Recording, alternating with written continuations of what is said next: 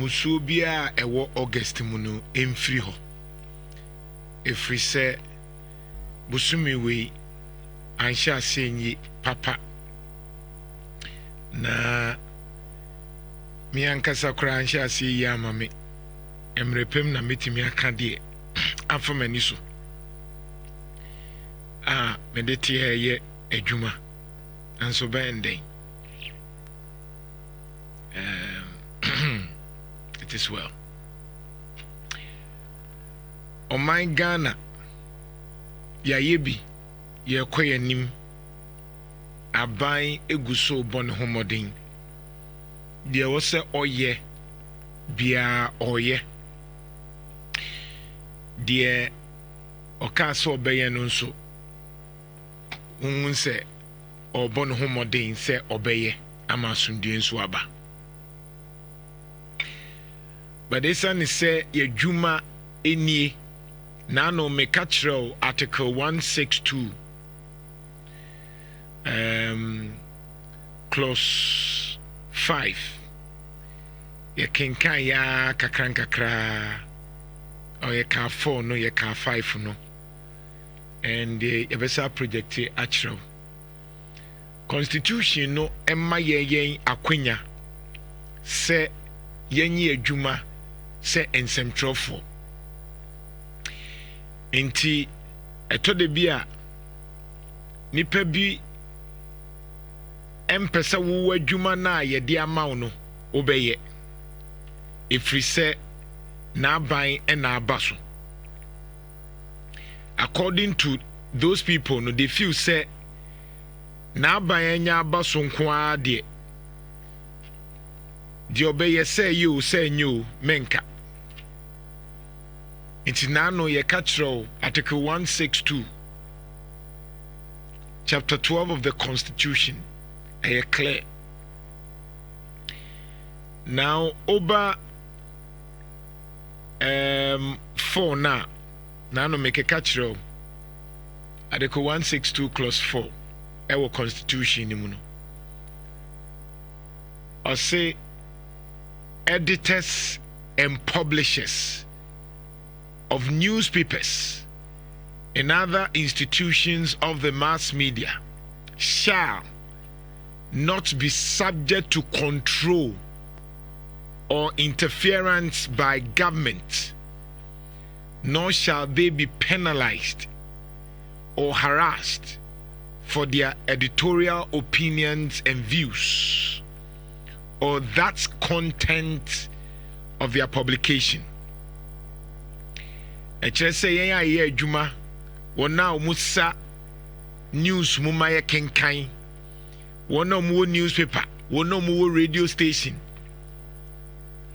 eti say Nhyira FM any other radio stations no eni kwan say aban ye na adwen so obekire yen de wo say ye ka aban ni hu sa tumi no no aba bekire say meka we kawe enyamede nti we menka ne saa constitution ye clear say aban timi mbekire kwan a nsɛmtwerɛni ɛwɔ sɛ ɔyɛ n'adwuma na wo kan 5 na ɛno na mepɛ sɛ mekyerɛ nkurɔfoɔ mu sɛ yɛdi nkɔmmɔ na nsɛmtwerɛni it's not just about me akwa te sɛ aban biara baso a ofili sɛ nsɛmtwerɛfoɔ a ɛbɛka asɛm a ɛnyɛ ne dɛ no saa nsɛmtwerɛfoɔ no ɛwɔ sɛ yɛtu wɔ mani yɛtu aban tu n'ani si saa nkurɔfoɔ no so ɛde ahunahuna ɛde national security ɛyɛ deɛ ɛni kwan sɛ ɔmo yɛ yɛwɔ free speech your freedom of expression constitution ɛyɛ clear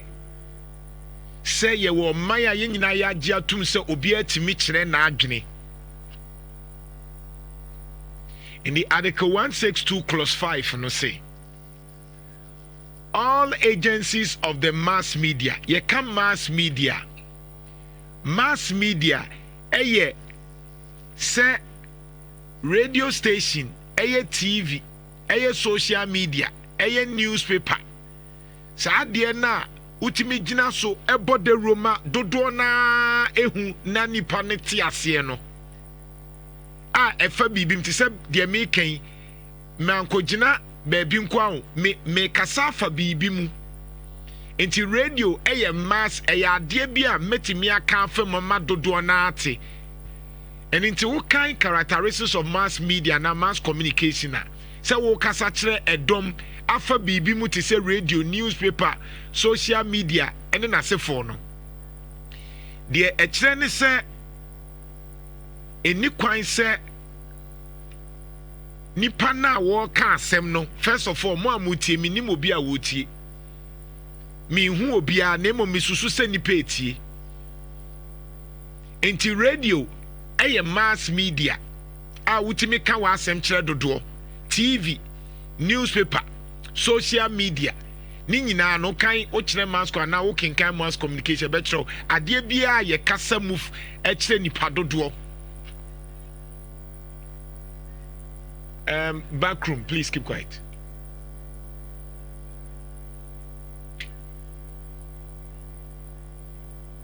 Biano yewo hu akwanya enti constitution ne come mass media or see all agencies of mass media at all times and then sometimes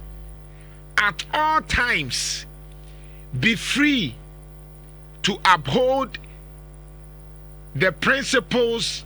provisions and objectives of the constitution. Constitution is saying me ba be kire the constitution no ekire and shall uphold the responsibility and accountability of the government to the people of Ghana. Enti Article 162 clause 5 ne say ye da rubofo ana TV so ana newspaper ana social media no constitution no eye mrasa e wo say ye bo ho bai ni titru ne say e wo say ye central for de biara da ye ma aban a ote so ehu say adwuma e wo say oye no e wo say oye eye me mahyede no no enti de bia no e wo say me kasa enti wo be ka kire nsɛmtwerɛni a ɔkasa sɛ ɔkasa dodo a sabi na wonnim de wo ka wo be ka sɛ nsɛmtwerɛni enya bibia na wo so wo ka sabi na onte constitution no emra na edi ama me president owoni tumi parliament ewo mu tumi court wo mu tumi adenti ne enko kanche president sɛ oyɛ bibia oyɛ ne dodo enti onyai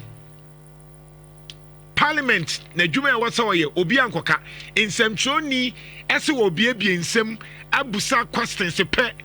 na nkɔfo fili sɛ nsɛmtwerɛ dwuma ne de yɛtimi ka ho asɛm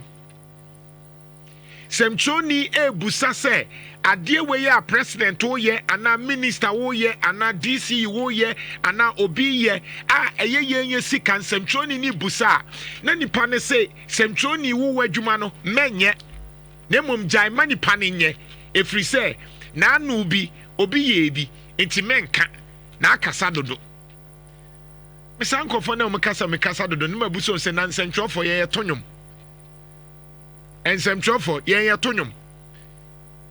me madwuma yi ɛyɛ nwomtoɔ me yɛ shatawali anasa akɔdeɛ madwuma ne yɛ kasa adwuma a ɛde mpuntuo bɛba kasa adwuma a ɛbɛma wo ɔmanfoɔ na mutie mi no wobɛhu sɛ yɛwura John Mahama ka biribi a ɔyɛ constitution ne ma me saa tumi no ɛnyɛ me madwuma ne sɛ memmɛyɛ deɛ yɛtua ne ka adwuma madwuma ne sɛ mete sɛ watchdog te sɛ ɔkraman a ɔbɔ efie ho ban na ɔbɔ efiewura ho ban momu ni efiewura mo na tumi ni kuta mo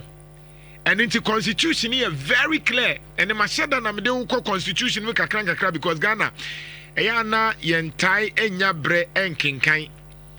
enti constitution no preamble kyerɛ sɛ mfitiaseɛ no ni mfitiaseɛ kraa no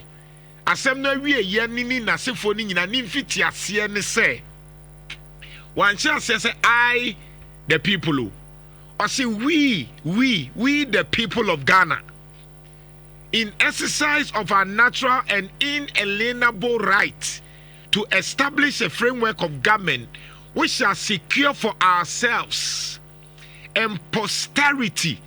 the blessings of liberty, equality of opportunity, and prosperity. The top one say, Yen Ghana for Australia Yankrumpong, a day, Fanhudia Bia Maya, Onipa Bien Timenje. Yen Yinaya Cabo Muse, Yabebois, ni ahyehye aban a saa aban ne be den aban ne betimi aboa yen ene daache akiri ma tie ourselves and posterity kyerɛ sɛ yen Ghana for ne adi side say onyankopɔn fa ahodie bi ene pepepe ye bi ɔde amaye no yagye atum se ɛbɛhyehyɛ aban a saa aban no ɛyɛ enene daache Nhyira fa ahodie opportunity se obia benya akwanya ama ye nyina ye ho ya kasa okay nkan or change the spirit of friendship and peace with all people of the world and in solemn declaration of affirmation of our commitment. One, say yen Ghana for ya jatum say there will be freedom for ahudie, justice prepare probity say ye hwehwe insemu Cheyebra John Mahama ye disikamana e wasi ye nma ye ni eye fe ni ehwe de ekoso and accountability ni say on na ye de sika ma obi so onhwe ye no e wase time bia no obebu ho akonta ema ye Ghana for ne age sa de ni tumu na tie ha the principle that all powers, not some powers, all powers of government spring from the sovereign will of the people. Excess to me bia ye to me bia ye John Mahama ne nimpanyifo ewo bia no efriye nipanimu ye ye to aba no enu ntina na no na yewra Nana Akufo-Addo oye president se onye president biem die ntia efri se oni to me biem efri se Ghana for ne man ni to me no ai sana nhyehyɛ ne tie sana nhyehyɛ ne tie yɛn ye di tumi no ɛmaa no enti oni tumi yɛn ne ɛmaa ne tumi yɛwura John Mahama no wo position no ni tumi yɛn ne ɛmaa ne saa tumi no abusia yɛn nsɛmtwerɛfo yɛdwuma ne sɛ yɛbɛma aban bia ɔte so ɛbɛyɛ adwuma yadwuma no nti sɛ nsɔmkyerɛ ni ka biribi na wonte ase a ɛma ne nsɛe na adwuma ɛwɔ sɛ wɔyɛ ɛnde bia meka kyerɛ nkɔfoɔ ɛwɔ social media ne other people mu ne me ɛnyɛ te sɛ aban bi bɛba nti ɛwɔ sɛ mesesa nti ne matwerɛ saa question wei ɛnneɔma bi a woyɛ NDC ni bibia na wo defend no na no sɛn na wo sika no and now we are NDC ni a bibia say yo what dear obedi di atem e defend it me busa wo say na no bi na wo opposition no what was your position then na wo ka wo ho yesi dua enyawa ebe wo no ye ntwa so ye tu ase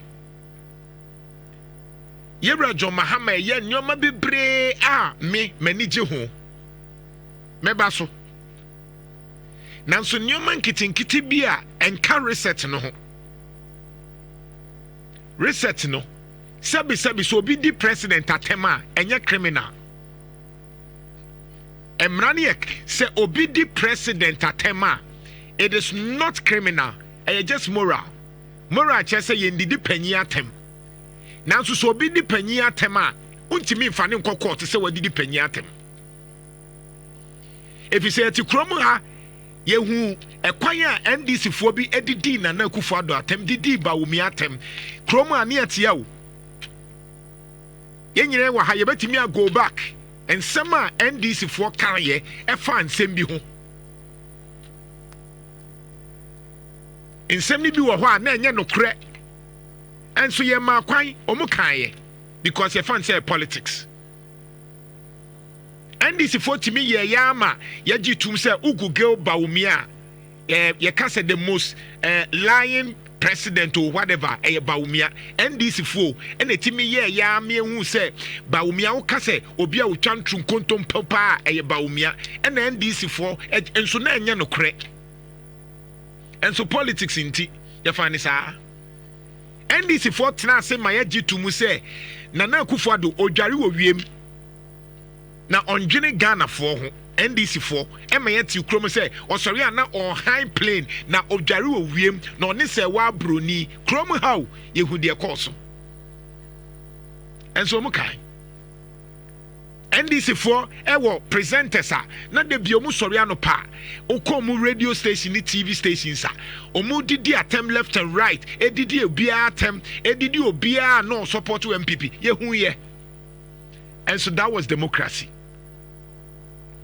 Edrume bi Nana Akufo-Addo ni MPP aban omu insemtrofo ani ebu omu insemtrofo ani intimidate omu insemtrofo no me ye nyina ye sorry kase say hey jai dia wo ye no MPP munya sa de no ye sorry tia ye me tia me a victim me a victim to MP obi anim amania mi komu wo MPP aban mu. But I work with principles. The fact say obidi bi di mi a enya no nkyere say ene so obidi mi obidi bi di obi a mi ama no just because the person hates me. That's not how I work within a certain principle. So mommy, that's not how I work. The fact say me MPP Emma mi hu amane e plot to ye say me ye NDC ni no. I'm a man jayo not because to say because I work with a certain principle. Principle ne say aben bi obebe bia na ode ehunehuna ebe gage say obi kana asem mo mane kana asem na wo tuo wo military wo police wo bibia enti so obi kana asem a yemfa ehunehuna no say bi sa aban no onim de ekoso because in the 21st century yagye atum say democracy ni say obi abekere na adwen se nipa ne ka asem ne nkoyi a yemfa hunehuna ye de no court sabi MPP for eye nyoma etwa nkontompo ne nasefo no me ne o ma nko me de o mu court ma asem ne da so court o eye mra se be di 20 years kra na minim se ma asem no e court eye mra nemom the idea say obi ka asem wanka ne ye na yemfa kwan paso ne de ehunehuna yemmo no because na anu bi obi ye bia eya na amanyofo mu refi say Ghana for na omuto aba maamo no eya na amanyofo mu refi o say Ghana for a omuto aba maamo no enye omu nyina na yem supporters hwe because na anu 2016 Ghana for dodo na atoma na Akufo-Addo. But 2024 Ghana for na sa tutia MPP aban enti emane nya utirimu de se we aban na obaso na winya more voter e kire se enkrofo pe wo tie yen time ya ye ka asem no eye mra obia pe aban na asem me sha se ka na Akufo-Addo asem na sabre no dodo na pe na Akufo-Addo asem but it took 4 years and san enkrofo betimi mase Yera Jo Mahama, President, Wadaruma, Papa me too fo. Me dem ya kra, ba me hubi. Me hu de see ye na Akufo-Addo time 2017. Sa abra no na ne nkrofo e pena asem pa. Enti wutu na Akufo-Addo fo a MPP fo be di watem, ye be so paw, ye be yew, ye be kansem hunu, ye be kyerkyere wase, ye be kyese ye be tetew, ye be ka bibia, ye be soma nkrofo amoma ba social media, de di watem, de pese ekun, de tretew, sa anyoma ni nyina ba ne mu bi enim se anka wutie afuto na anka enuru sei. O sha se me kan na Akufo-Addo me so 110 minutes e yenhweye enioma bi kosi anuma sorry me se nioma ye koso ni nyeo na MPP for me left and right.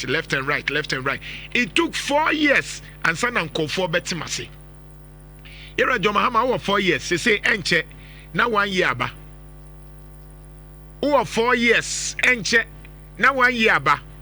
Sɛ wanhwɛ ye na o supporters ne ye diodium ebedru time bi a afi Ghana for after 1 year ne yebebusa sɛ 24-hour economy na ɛwɔ he.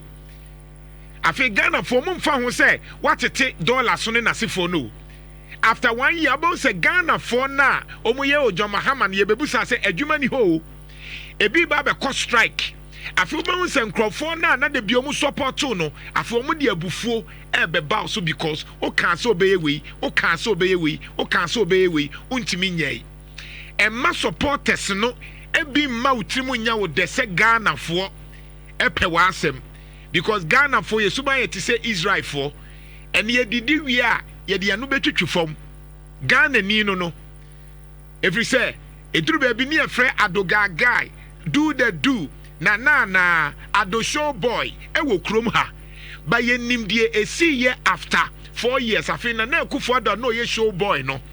afi na nkofo mpenanim eduru 2024 kra no papa ne kra ba ye mpenanim ahwe oni Ghana fo na edili ye wratu ye papa na akufo da ofo o say omo matwa ho ahia nyina no obi ani tumi kakra bi no apone amomo na to de bia eya na enya president na wo ne nkrofo atwa no ho ahia ene mane ye nipa bonini ene mane ye nipa bo omo matwa ho ahia say so far de bia makasa wo nkrofo no ye very humble ebi eya hantan ebi ya hantan posture ne bi wo ho a ebi asase eya hantan atwa ho ahia. Now let me be specific. Yera Dogbe, very fantastic guy. Obo adwuma no ye multimedia person. Oye nsɛmtwerɛni, ɔyɛ adwuma wo sɛ ɔyɛ adwuma. But what we know of Dogbe, ankrɔfoɔ ka, a yɛn nyina yɛ hu bi, a certain arrogant posture of Dogbe. Obi antimi nka kyɛ bɛka because I don't care. Because na no be a catch MP before. Yera John Mahama, Dogbe minim so penasem, yɛn nyina penasem. But that man is exhibiting that arrogance or in 2016 Ibia and ma drew baby now wa by no aye bibi fofro. Now issue will be antiminka, but I will say it because I don't care because enya endis in the Chiameka a multimedia. Dogbe is good, I like him. Anytime I see him from afar, the way Osishishan in Yoma organizing program, I want to learn a lot from him, but he is arrogant. Ni posture nye the way I was here share na no se wentimi antemu no wonyoma bi ho a ode nyoma bi ebema wo party na eye akono no ubon se sa suban ketenkete we na e di problem aba enna BBSC Yebra Vincent Asefo MP no person oye to so kuje to ablakwa into wo hye ase e di asem bi a yesusu se enye no kre Eba Bontin say, oh, President, why high flight? Why you say, and an MP Nisha says, oh, okay.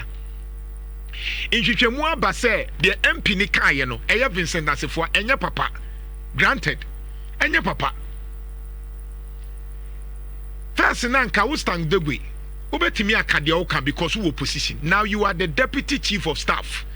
May you see your name be or why Bekatem say, Mammy, because me a presenter. Because adeɛ bi wɔ hɔ a wogyae me a mekatanga sɛm bɛba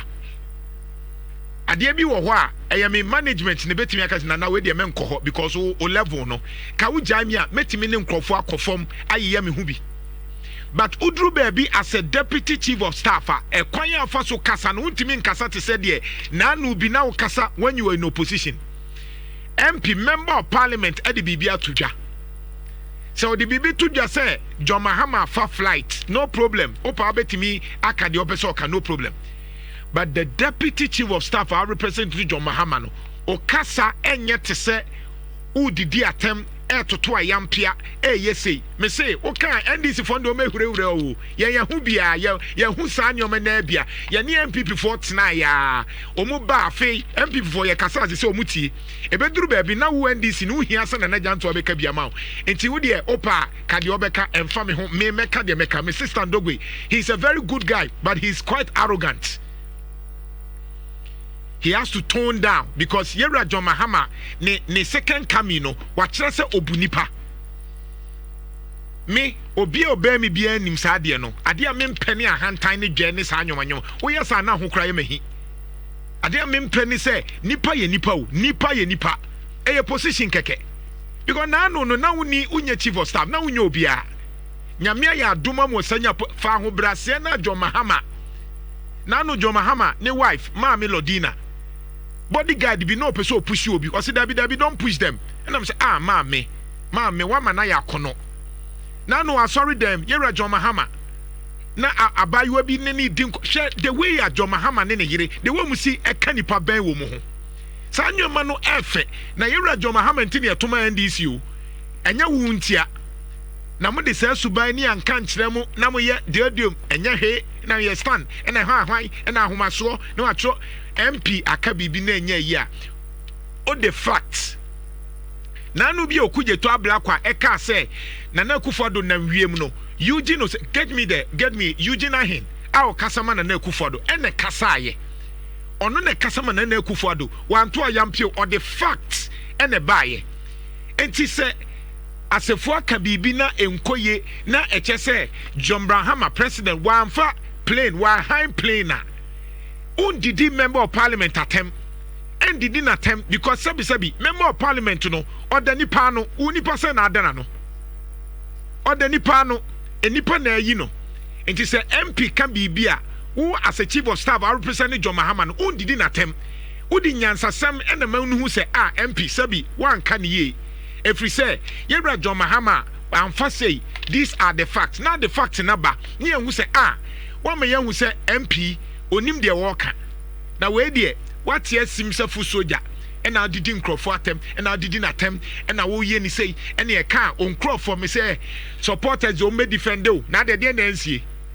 na Kufuor do de na the supporters anye wo krom ha ede ne anye no wo krom ha